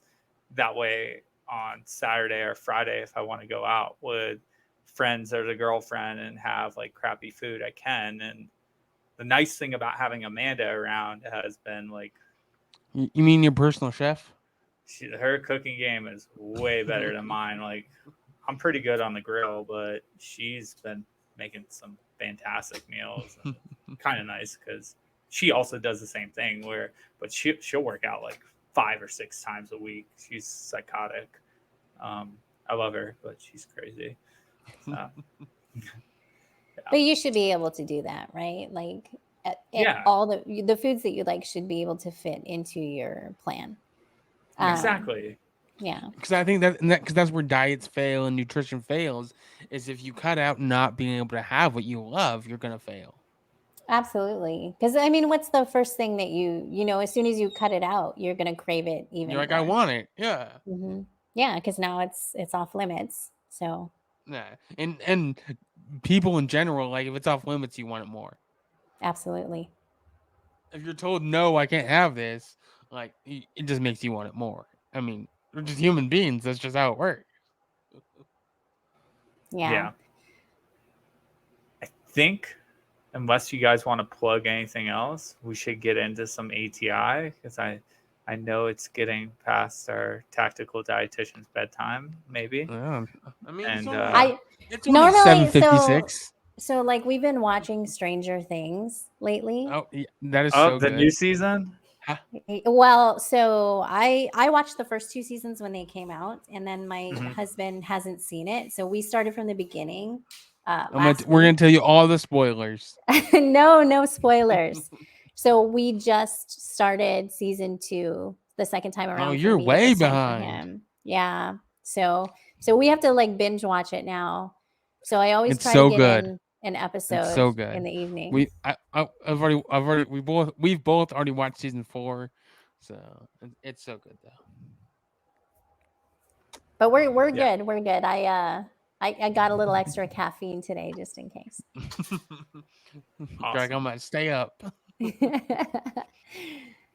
So with the stuff that you offer on Instagram, a lot of things that I'm observing on there are like free information, and I know that you were a part of that program that we gave away like 4 spots for from like Save Our Six and Vigilant Humble, which was that like month-long program. Are there things that like our followers or listeners can do to set up a program for you that maybe they're interested in like paying for? Do you have like any type of like paywall system where you're not just giving out free information, but maybe a little bit more personalized? Yeah, I do. So I do one-on-one coaching, which is not me just giving out meal plans, but where I actually take on a certain number of athletes throughout the year, and I actually teach them the art of nutrition programming. So that is everything from learning how to program macros and calories to meal planning to understanding how sleep, stress, gut health all affects your nutrition, your health, your performance. We talk a lot about how to synchronize or align your nutrition with your training programming also. So I have a lot of athletes that I work with that have particular goals to, in some cases, attend certain selection processes or academies, or they just have certain athletic goals that they're trying to reach. So we teach them how to do their nutrition in a way that makes sense for that goal and how to actually periodize their training throughout the year if that's an appropriate method for them or not. And then I have Jamie, she will come in and do some stuff with my groups sometimes. And then I have like a cognitive performance coach and a strength and conditioning coach who will work with my one-on-one clients as well. I typically will only take a certain number of one-on-one clients throughout the year just because I like to give them as much of my attention as possible. So coaching for this year is closed. So I won't reopen it back up until 2023. But I do also have a membership where you can actually go in, and a lot of the tools and the methods that I use to coach my one-on-one clients are available to anybody who wants to use them in sort of a DIY portal. I have tons of videos up there. I have tons of recipes, meal plan templates. And something that we're going to be releasing actually in August that I haven't even told my audience about yet, so you guys are getting an exclusive here, is we're actually setting up an automated meal planning service where individuals within the membership, after we've gone through the education of teaching them how to program their macros and whatnot, can actually go in there and then have access to like a database of like 4,000 different meal plans and thousands of recipes. And that's all going to be included in the membership starting in August. So essentially, I'm not just giving out meal plans. Like I said, my goal is to actually teach people how to be self-sufficient in the realm of nutrition. Okay. And then something I want to touch on that I saw looking at your link tree. What are your thoughts on like meal prep companies like that ship you meals? Because I see you have chow meals on there. So what are your thoughts about all that? So I love chow meals, and one of the reasons that I love them is because they are a military-owned company. Well, yeah, Chef Rush is, I mean, a huge. Yeah. And like, yeah. Yeah, and I've used the meals myself. So, if there's just times where I just know that I'm not going to have a lot of time, or when I'm traveling, I will actually order some because you can take food through airport security. So like I flew out to Virginia Beach not too long ago, and I don't know why, but I didn't book a nonstop flight. So I had like a 12-hour like trip from Washington to Virginia Beach. And I was like, I'm not going to eat airport food that entire time. So I ordered a bunch of Chef Rush's meals, and I had a cooler that I just took as my carry-on, a backpack cooler. And so I had food for the entire trip down and then the entire trip back. And then while I was out there, I was at the gym for most of the day. So I had food on me while I was at the gym doing my educational sessions. I like meal prep if it fits into your budget, especially if you're having a difficult time, just, with schedule and with getting the meal prep in, because anything that helps you move the needle and to help you get out of the gate in a way that's healthy and safe, I'm always going to be for. So, there are some meal prep companies that are really good. So I like Chow because their food actually tastes good, right? And there's some meal prep companies where they will like literally just send you like dried chicken and broccoli and rice, right? It's expensive for sure. Yeah. I mean, any meal prep company, you're going to pay anywhere between $10 to $12 a meal. But I think it's a good because you're getting that tool. convenience. Yeah, but sometimes you need that convenience, and if you can afford it, if it's in your budget, then by all means, I'm all for it, right? Yeah, and then another thing is, so because Rob got Freshly, and it was super high in sodium. Was not Freshly? It was no. What was it? Let me Okay, talk about this because you talk about it. I have questions on this. So I've done a couple of the meal prep companies, and one of the things that I've observed, and I have not used Chow, and you are a nutrition person that does this daily. So one of the things I've observed is sodium is like through the effing roof on some of these. Like I'm talking like 700 milligrams, 800 milligrams, and I don't know, especially when I was injured and I was not working out and stuff. I'm like, I can't eat this shit. Like it's too much sodium. But maybe I'm incorrect. What I guess the question I have is what's that sodium level you should be looking for? Because I'm assuming they put preservatives in some of these to like save their food, right? Yeah. And it's not unusual to see higher levels of sodium in some of those items, but that's not always a bad thing. So the USDA's recommendation on sodium for the average sedentary civilian is 2,300 milligrams a day, right? Which isn't a lot. It's only a teaspoon, right? And not like a teaspoon like you stir your tea with, like an actual teaspoon. So we're talking about like the tip of your pinky. So it's not a lot. And for people who have high blood pressure, hypertension, it's even lower than that. However, the military has its own set of dietary reference markers or reference ranges. And for sodium, the recommended intake for a tactical athlete is actually double that, right? So we're talking about almost 5 grams per day, because that's under the assumption that they're sweating, that they're doing physical activity, that they're also working in conditions that might not be optimal. So when you increase your risk of sodium losses, your intake of sodium has to be greater. There's also some new research coming out showing that eliminating sodium from your diet can actually be more harmful to your health. So, me personally, unless someone is dealing with hypertension or some type of issue with being able to manage their sodium levels, typically sodium is a non-issue for me. And a lot of times I usually have to recommend that people salt their food, because when people again are trying to quote unquote eat healthy, one of the first things they do is eliminate salt, and that can actually be not great just in terms of energy and making sure that you're getting enough nutrients in. Okay. So those the keyword levels keep that are salt. in there are fine, essentially. Like, yeah, for the most part. Because how many, like, when I'm looking at the back of those, am I reading it as in milligrams? So it's not like an actual gram, which is 1,000 1 gram. How's Correct. that work? Okay, Yeah. So cool. whenever you see sodium, it's in milligrams. Mm-hmm. Yeah, and then times 1,000, of course, is a full gram. So like 5,000 milligrams is 5 grams.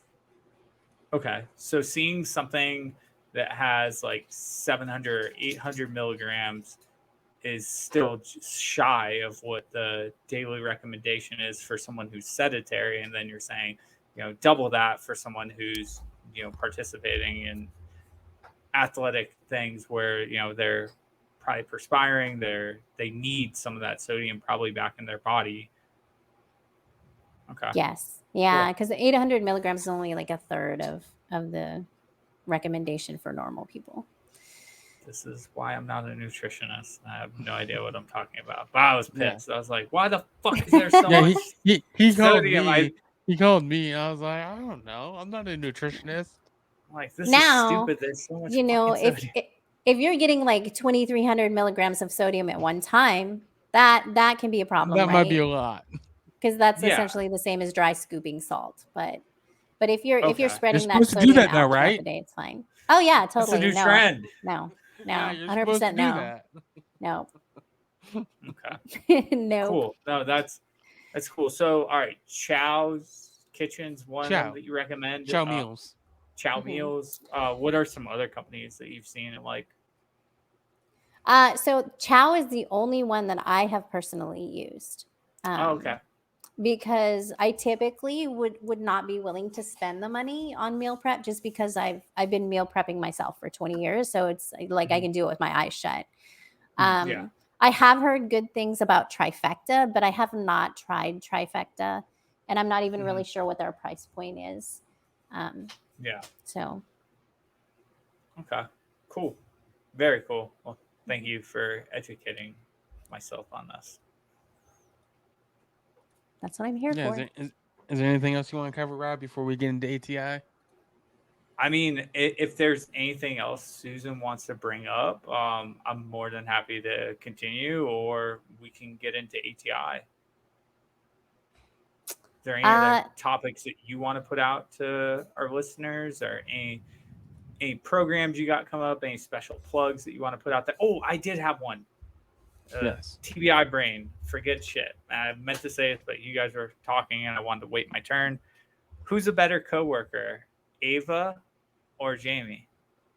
Oh man, definitely Ava. Yes. I mean, of course. No, Jamie's awesome. I probably couldn't make it through like a full week sometimes without her.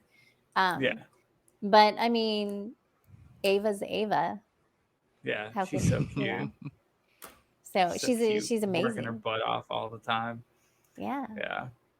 Mm-hmm. Okay, Jamie would probably be super weirded out if I ran up to her and started like itching her behind the ears. So yeah. What the hell are you doing? I mean, we're friends, but we're not quite at that level. So work in progress. Is there anything else that you want to put out to our listeners before we get into ATI? No, I didn't have anything. Just they can find me over on Instagram. I'm always in my DMs, so if they ever have any questions, I'm always happy to respond back. Sweet. All right, let's get into the fun stuff. We forgot to ask you if you're willing to handle with super fucked up things. Because we have a bunch of like softball ones that like are like you can get away with them, and then I think I have one of them. You have one fucked up one. Yeah, it kind of doesn't work for a girl, but I can rephrase it. Okay. Yeah. All right. Are you okay with fucked up questions? I mean, I live with a ranger, so. I mean, I figured. Awesome. That was the same. That's a green light. Go find like a super fucked up one. I'll read the first one. I mean, I already have one in mind, so it's okay. Okay. Would you rather be stuck in a phone box with 10 snakes or 10 tarantulas? Didn't we just Oh, ask this last snakes. week? Snakes. Hands down, snakes. Yeah, you're not a spider person, I take it. No, snakes. Okay. What about you, Okay, so Austin? we're gonna put you in there with tarantulas. Okay. I'm gonna go with tarantulas over snakes. Same. 100%. Like, you could start squishing tarantulas. Yeah, it's easier to kill tarantulas than it is snake. I'm actually a little bit terrified that I'm eventually going to see one out here because we actually have a migration of Oh them no, that you're gonna wake up. It's gonna be on your pillow. I woke up the other morning and had a spider on my chest. And like, Yeah, I it's don't gonna really be a get tarantula scared of next spiders. time. No, I know. That's what I was thinking. Like, I don't necessarily get scared of spiders. Like, they don't bother me that much. But when they're that big, like, yeah, no, I don't think I like the idea of tarantulas. No, All right. snakes.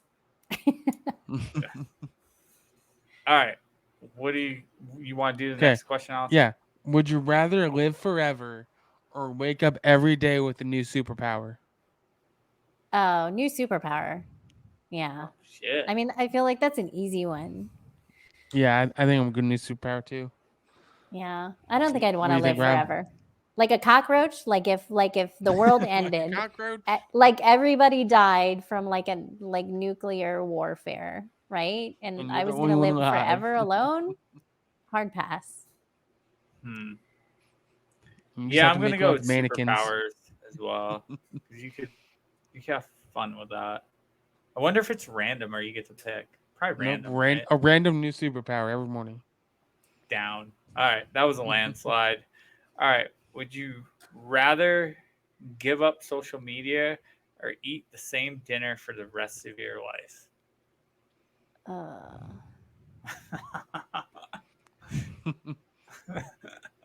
That hits home on 2 levels for you. Right? Well, so like I have this is like another like love-hate relationship thing with social media because I do a lot of business on the gram. But I also hate the gram because I feel like it sucks me in. Mhm. And then I end up down this rabbit hole. Yeah. And my brain feels like mush by the time I climb out. But I also hate, like, it would depend on the food. Well, I mean, You you could can pick pick it. if you could pick It's one the same food, meal. one dinner to eat for the rest of your life. So eat the same dinner for the rest of my life or give up social media. Yeah. I would probably eat the same dinner for the rest of my life. Yeah. Yeah. I would get with you or Amanda to figure out what that dinner is going to be that I would like. Because the way I look at it is like you could technically have breakfast, lunch, or dessert, and you're just having the same dinner every night. Technically, yes. Yeah, so I'm doing the same as her. I'm not giving up social media. Crack it. Not now that you can put it that way. To eat the same dinner for the rest of your life, you get to eat other meals. My brain was like, you only get to eat one meal for the rest of your life. But if it's only the same, if it's only the same dinner, then I'm gonna go with that one. Yeah. Okay. Next question. You have to read it. Oh, I read the last one. I thought. No, did you? Anyways, I don't know. I feel like you guys are giving me like the E for everyone questions. Yeah, all right, Austin, hit her with a fucked up one. We'll just go through these ones and we'll give you fucked up ones at the end. How many grown men would it take to kill a grizzly bear with their bare hands? Grown men? Yeah. See, this also gets in. What kind of grown men are you talking about? Are you talking about ranger grown men? Or are you talking about just let's average? Let's go Rangers for your average Joe men? How many duplicates of your husband would it take to? How many kill... Rangers? Just one. Duplicates of my husband? Not many. Yeah. I don't know if you've ever seen my husband. My husband is a fucking unit. Yeah. So just to give you some context, my husband is like 260 pounds and like 17% body fat. And how tall is he? He's only 6 foot, but he runs. But he runs like at that size, he runs like a 37-minute 5 mile. and like he can deadlift like 650 for reps. So I mean, he's at yeah. So like if we're talking about my husband, like take the bear by himself. yeah, like I have full confidence in my husband to be able to take down a grizzly single-handedly. Okay. So All right. Okay. All right. if we're talking about, you know, an average person, average male. Joe. What's like- an average male weight? Like If we're talking about Californians here, none of them, they 37. would all die. right? Like 50. They would all be eaten by the bear. You would find their bodies in the cave once the snow melted. The average male, I'd say like it would take like 8 dudes. 8. Okay. I say 8. Yeah. Yeah. 2 to kill him and 6 to stand around and watch him, right?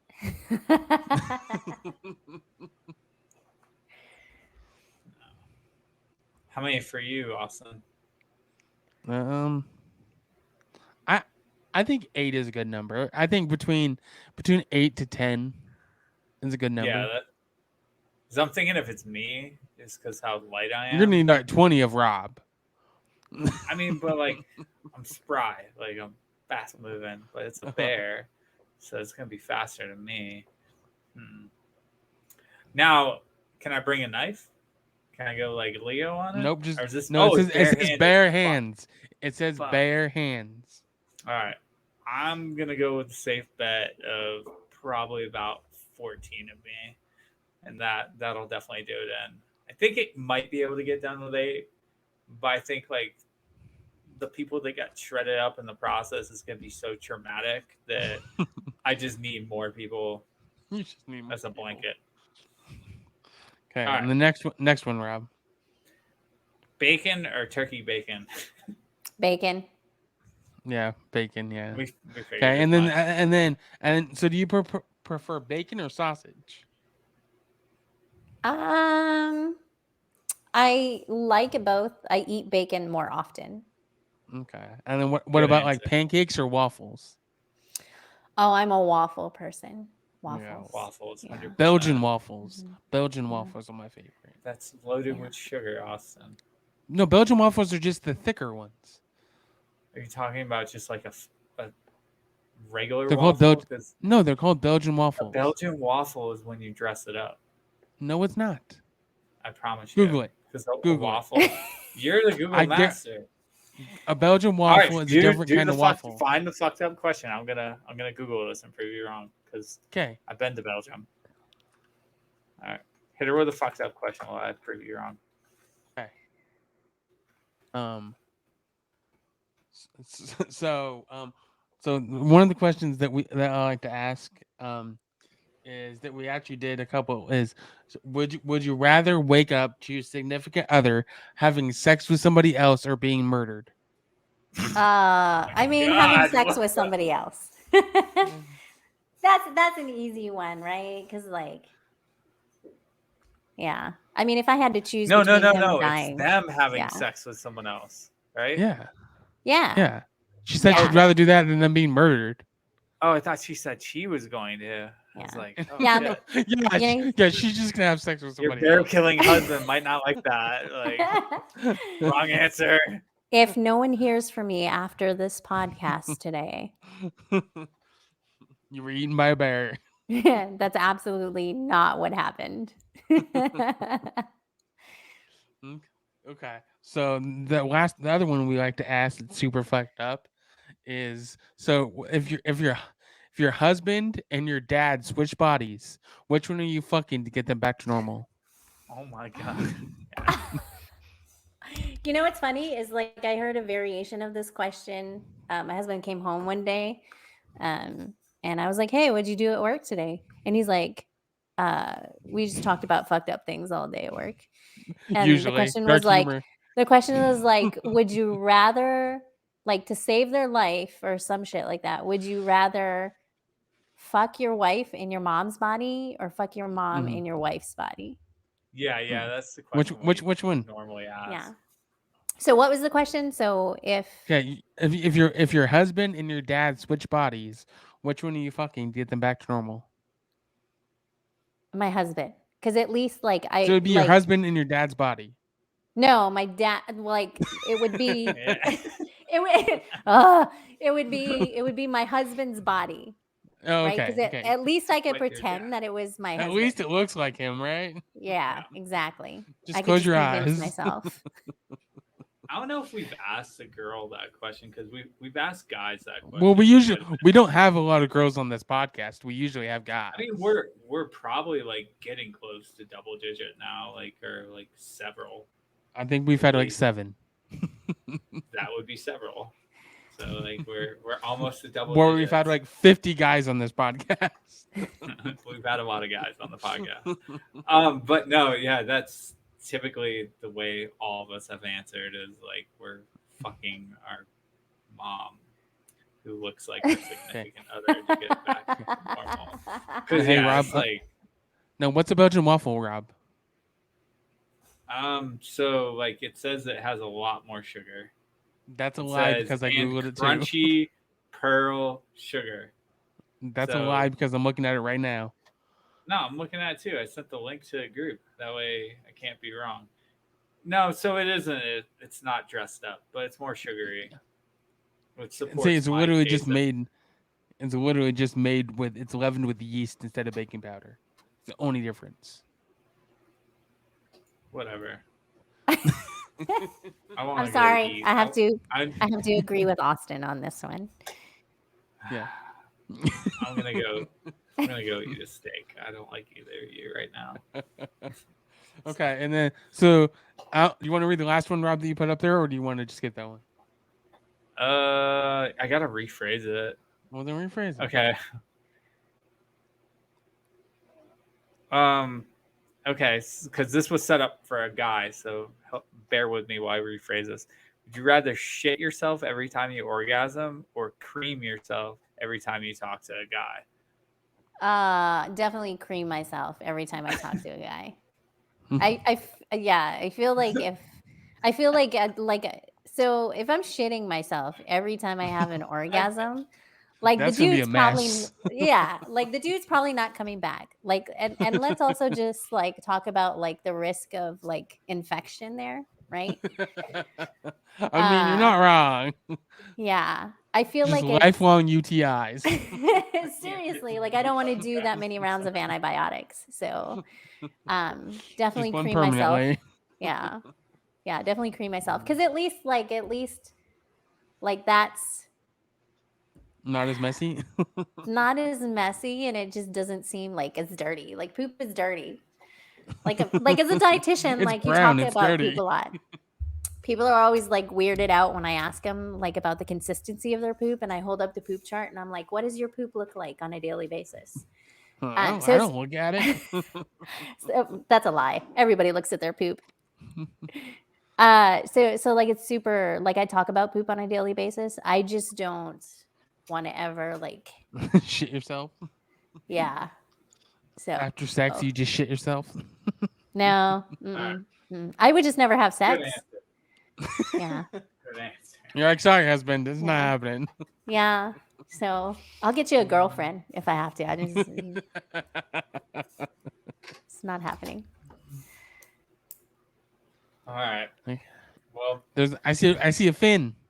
I know we gotta. I hope he comes back at the end of the podcast, or we got to screen snip. This is the end of the podcast. What are you talking about? I know. Well, we're getting ready to conclude, and then we need you to stick around for a second, Susan, because we take a picture at the end. Yeah, But, no problem. Okay. Unless you guys have anything else, I'm gonna wrap us up because we're almost at 2 hours. Cool. All right. Well, thank you everyone for listening to the Fight Like Hell podcast. If you're a new listener, please hit that subscribe button. You can find us on all the streaming platforms. Also, drop us a rating in iTunes podcast, Spotify. You can actually see this podcast. So if you got a Spotify account, watch us. Don't be a cheap ass. Pay for Spotify and you can see us without commercials. And other than that, we appreciate everyone. Much love and peace.